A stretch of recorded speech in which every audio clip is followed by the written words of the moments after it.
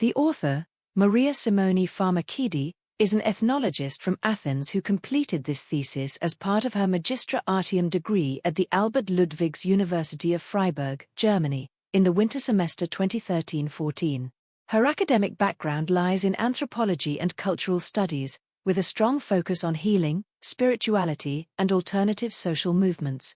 Pharmakidi conducted extensive participant fieldwork within the Rainbow family of the Living Light, attending multiple rainbow gatherings across Europe and North Africa between 2005 and 2012, which gave her a unique insider researcher perspective on communal living, nature-based spirituality, and holistic healing.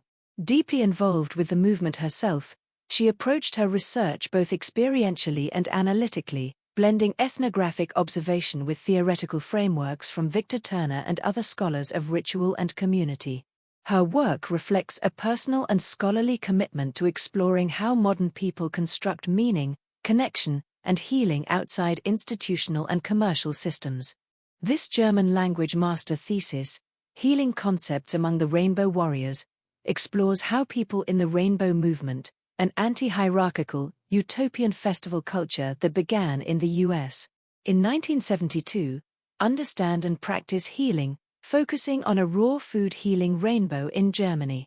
Using qualitative fieldwork and Victor Turner's ideas of community and liminality, it shows that participants see healing less as curing symptoms and more as personal transformation supported by nature, simple living, and supportive community structures.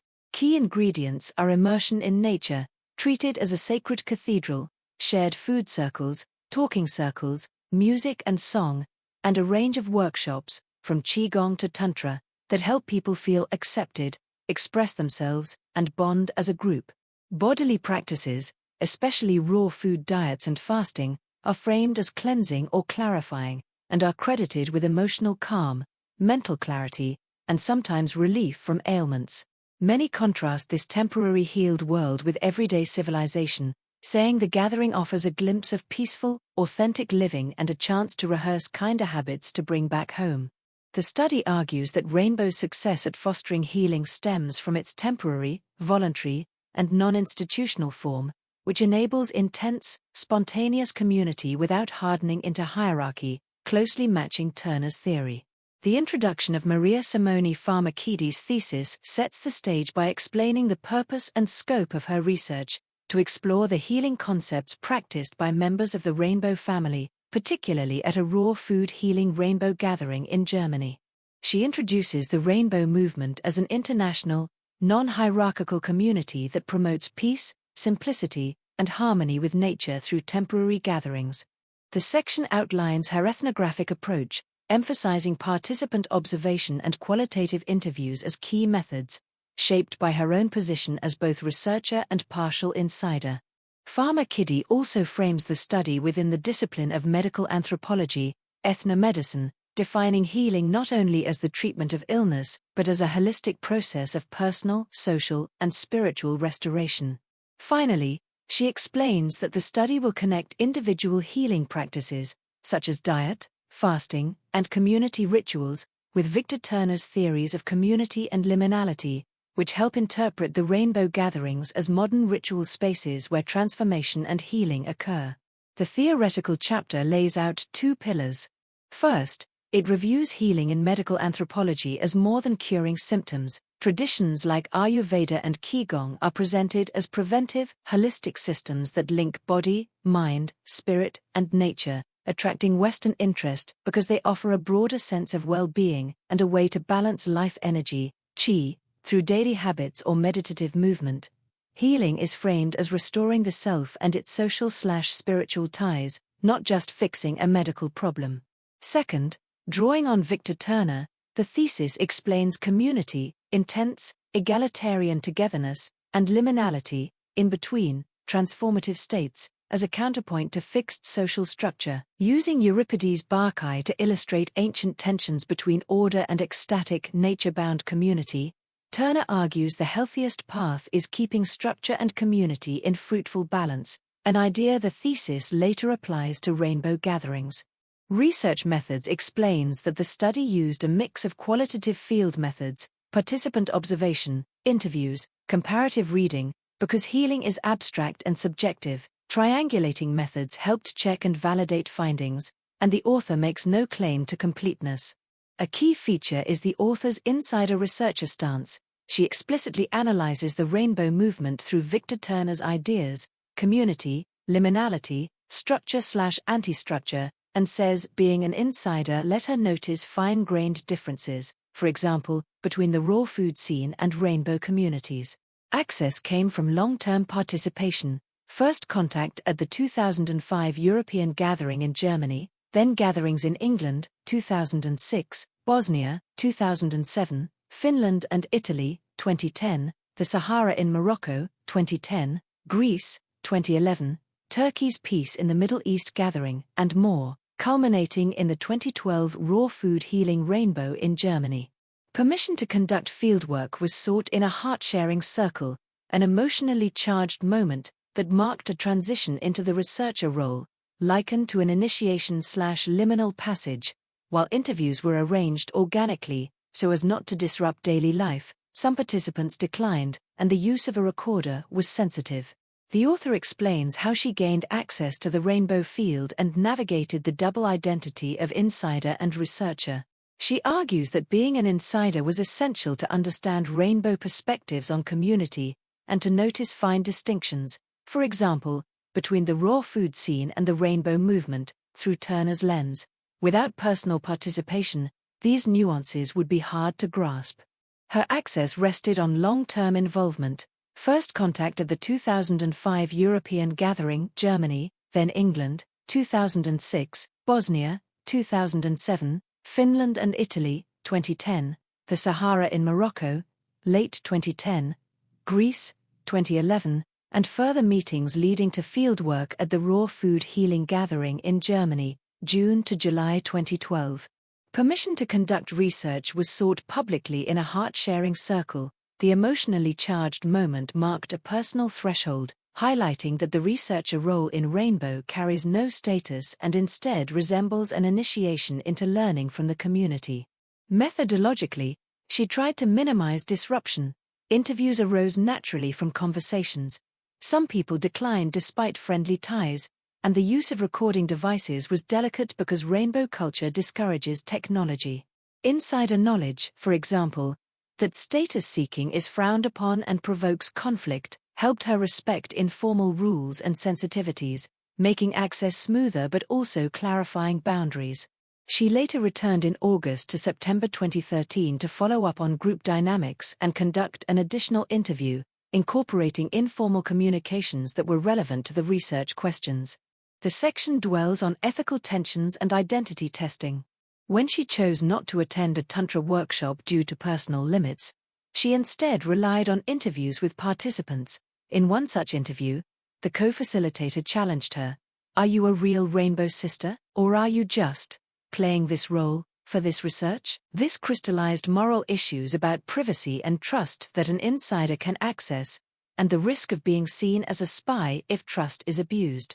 To protect participants, she anonymized all names and trimmed any quotations that included confidential details, then reflected on the loyalty dilemma, group versus science, arguing that the real task is to balance interests and commit all sides, rainbow, academia, and the researcher-mediator, to truthful, honest representation. She also notes how the researcher role itself shifts with context. At a subsequent European gathering in Slovakia, she largely set aside the researcher identity to work for a collective decision, choosing Greece for the 2013 European site, by sustained presence in the Vision Council and many private conversations. This illustrates how fixed roles are problematic in rainbow culture, and why Turner's community framework, resistant to hierarchy, fits. Roles are fluid, temporary, and task-based, not status positions. Finally, the section frames the insider's interview dynamics. Informants sometimes looked quizzically at questions about obvious shared knowledge within Rainbow, underlining the constant negotiation of insider/outsider understandings in the field. The insider-outsider question explains that the author worked as an insider in Rainbow gatherings while keeping scholarly distance. She reflects on the constant balancing act between empathy and objectivity, noting that analysis happens later, away from camp life, and that learning the rainbow sociolect and unwritten norms is essential for access and fair interpretation. The insider-outsider discussion also covers practical/ethical limits, especially a strong norm against photos and media sensationalism, which shapes what can be recorded and why trust matters. Anonymity and careful curation of quotes are used to protect people and avoid a zoo effect. The sources section reviews a small academic literature, for example, Tavori and Goodman on Israeli gatherings, and warns that web pages and personal accounts are often subjective because the movement rejects official spokespeople or texts, so claims must be weighed critically. Finally, the scope section narrows the project. Rainbow is global, diverse, and large, from US events up to 40,000 people to European gatherings of a few thousand, so this thesis confines itself to a European, raw food healing gathering, while acknowledging many regional variants and formats, for example healing, raw food, ting, that would be impossible to cover fully here. The Rainbow movement is a global, non-hierarchical utopian experiment that began in the United States in 1972, blending strands of spiritual and social movements and aiming to model a peaceful, cooperative alternative to Babylon mainstream society through temporary gatherings in nature. US events run July 1st to the 7th, with a peak on July 4th, while European gatherings typically span a lunar month from new moon to new moon in summer. Core traditions and rules include a strong emphasis on consensus via the Vision Council, often run as a talking circle, the role of Shanti Sena, peacekeepers, and norms like the avoidance of electronics. Many customs are inspired by, or reconstructed from, North American indigenous practices, contributing to a sacralized, off-grid camp life centered on shared food circles and collective decision-making. The history and practice vary by region. In North America there are long-standing kitchens and medical support hubs, CALM, whereas European gatherings tend to keep infrastructure lighter and more flexible. Relations with local authorities also tend to be more cooperative in Europe, so US patterns don't always generalize abroad. In Europe, rainbow gatherings are typically held in summer and span a full lunar month, officially from new moon to new moon, rather than the fixed early July week common in the US. European events also keep infrastructure lighter and more flexible. Instead of long-standing, specialized kitchens and staffed medical hubs, meals are often prepared collectively or by rotating national groups. A small healing area may host a doctor for minor issues, and bodywork or energy practices happen more spontaneously. Relationships with local authorities are generally cooperative, so US patterns don't always translate across the Atlantic. Culturally, European gatherings readily weave in local myth and ceremony. For example, at the 2013 European gathering in Greece, a full moon procession invoked the Olympian gods, highlighting how the movement adapts to regional traditions while keeping its non-hierarchical, nature-centered ethos intact. The nature section argues that being immersed in nature is the foundational condition for healing at rainbow gatherings. Camps are conceived as a sacred cathedral in the open air, so everyday logic gives way to a sacral frame where people feel restored simply by living outdoors together. Drawing on Euripides' Barkai as a deep cultural reference for ecstatic, nature-bound community, the text links ancient ideas of harmony with the rainbow ideal of reattuning humans to the natural world. Informants widely agree, often as an obvious lived truth rather than a causal theory, that nature is healing. The challenge they note is not whether it heals, but explaining why in analytic terms. Interviews add that some participants see nature as inherently spiritual or harmonious and view the task as learning that harmony in the forest and then carrying it back into civilization. The body is framed as a key site of healing through food, fasting, and shared norms around substances. Many participants treat a raw food diet and periods of fasting as cleansing or clarifying. People report calmer emotions, clearer thinking, and, even if anecdotally, improvements in symptoms, for example, weight, blood pressure, allergies, asthma, while on raw food, with relapses when returning to cooked food. Several liken raw food to a fasting state, saying it heightens the senses and softens social edges. Newcomers describe detox headaches in the first days but overall positive effects. Case narratives include a participant managing Borrelio's, Lyme disease, who sought plant juices and reported short-term functional relief in the camp setting, alongside valuing the supportive talk and small group atmosphere.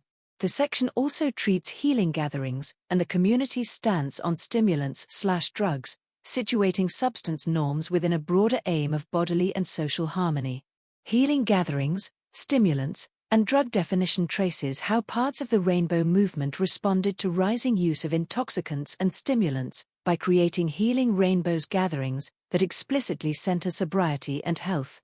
Interviewees, for example, Otto and Walter, describe a decade-long arc in which worries about cannabis, alcohol, and other substances led to a countertrend that prioritizes healing and clear-minded participation. At the raw food healing rainbow studied here, most participants found the absence of intoxicants not only agreeable, but essential to the event's purpose, linking sobriety to the gathering's healing ethos. A key point is that there is no single fixed drug definition in the scene. Many informants treat alcohol, cannabis, and tobacco as substances to be avoided. Others extend the taboo to everyday stimulants, notably coffee, tea, sugar, and chocolate, especially under raw food/healing guidelines. One older participant, Martin, frames even chocolate as a guilty reward, revealing that such items can become socially taboo. People may still consume them, but discreetly, because they clash with the camp's health aims.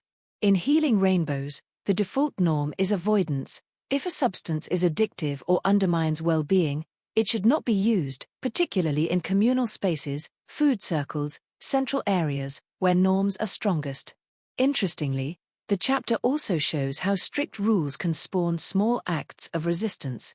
From a Turneresque lens, tight dietary or sobriety rules sometimes generate spontaneous community solidarity-based microgroups that bend the rules together, for example, sneaking chocolate. These moments highlight the ongoing tension between structure, rules, and anti-structure, spontaneity, inside the gatherings, even when the overarching intention is healing. Finally, the subsection situates conventional medications alongside drugs and stimulants under a single health-first logic. Medicines are accepted when necessary, for example, emergencies, but their use, like that of all substances, is subordinated to the goal of preserving health. The overall takeaway is a pragmatic ethic. Substances from cannabis to caffeine to sugar are welcomed or excluded based on whether they support or hinder personal and communal well-being. When they hinder or foster dependency, they're tabooed, pushed out of key communal settings, and, where needed, replaced with norms that cultivate clarity, care, and healing. Community is presented as the main engine of healing at Rainbow. Most participants arrive willing to change, and that shared readiness, openness, trust, and mutual respect creates fertile ground for growth. Favorable conditions include voluntariness, no coercion, fluid roles, self-organization, and a norm of personal responsibility for self and others. The camp becomes a low-pressure place to practice kinder habits and then bring them back to everyday life. Transformation is described as personal development toward empathy and responsibility, nurtured by group support and everyday cooperation, not just by specific therapies. Techniques that catalyze this include workshops and structured circles, food circles, talking circles, that function like rituals to channel emotion, build cohesion, and give everyone voice. Participants often report that everything is healing because the group accepts them as they are and invites expression within a shared ethic of respect. Music and singing add a powerful collective glue and mood regulation, deepening belonging, discussed alongside other communal practices. Many contrast this temporary, supportive ideal world with outside civilization, saying the gathering offers a vivid glimpse of peaceful, authentic living, sometimes even paradise, that highlights what feels sick or alienating in ordinary social life, and what they hope to carry back home. Music and singing treats music and singing as a core, low-tech way the gathering does healing together. Because electronic devices and amplified sound are not allowed, music is fully acoustic, voices, hand drums, and portable instruments, so everyone can participate without gear or specialists. In this setting, songs are simple and repetitive, built for circles around the fire and shared meals, which turns performance into participation and helps weave newcomers into the group. Functionally, music and singing act like social glue and mood regulation. They synchronize breathing and attention, lower barriers, and make it easier for people to express feelings safely inside the group's ethic of respect, the same communitas dynamic interviewees describe when they say everything is healing here, because the group accepts you as you are and gives you room to express yourself. The section situates these practices alongside other circle-based techniques, talking stick, workshops, emphasizing that the musical moments are less about artistry and more about cultivating belonging and support. There's also a sacral dimension. Participants explicitly try to make rainbow sacred, and singing during food circles, including chanting the sacred Om, is cited as a way the everyday camp routine becomes ritual, imbuing communal acts, like eating together, with shared meaning. Finally, the text gives a vivid example of music's emotional force. At the end of a European gathering, a lone bagpiper played during teardown. The combination of landscape, departure mood, misty weather, and the instrument's sound created a powerful collective farewell, a felt instance of music catalyzing shared emotion and closure. Turner's theories and the rainbow movement connects Victor Turner's theories of communitas, liminality, and anti-structure directly to the rainbow movement, arguing that rainbow gatherings embody his model of temporary, transformative community. The author explains that rainbow events generate all three of Turner's types of communitas: spontaneous, the immediate sense of unity and equality; normative, shared rules like consensus and peacekeeping; and ideological, the utopian vision of a healed, peaceful world within one space. Yet, like Turner predicted, these spontaneous and ideological forms risk decay when they harden into structure. The rainbow movement avoids this by remaining temporary and voluntary.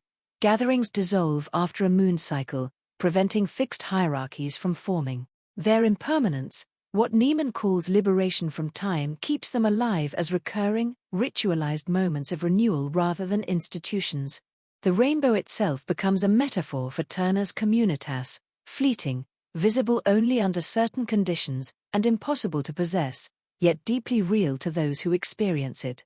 The conclusion states that healing at rainbow gatherings is best understood as a holistic, lived process, rooted in immersion in nature, simple communal rhythms, and the experience of community rather than a narrow cure of symptoms. Participants consistently point to the forest setting as a sacred frame that already feels restorative, while group forms like food/talking circles, workshops, and music help people feel accepted, express emotions, and cohere as a supportive whole. Bodily practices, notably raw food and fasting, are cast as clarifying or cleansing and are credited, anecdotally, with calmer feelings, clearer thinking, and relief from some complaints, illustrating how personal well-being, social context, and environment interlock in this setting. Many describe the gathering as a temporary ideal world that contrasts sharply with ordinary civilization, offering a rehearsal space for kinder habits and mutual responsibility to carry back home. The thesis closes by tying these findings to Turner. Rainbow's success in fostering transformative togetherness lies in its temporary, voluntary, non-hierarchical form. Spontaneous and normative communitas arise, but the community dissolves after a moon cycle, avoiding the hardening into hierarchy that Turner warned would erode the very spirit that makes it healing.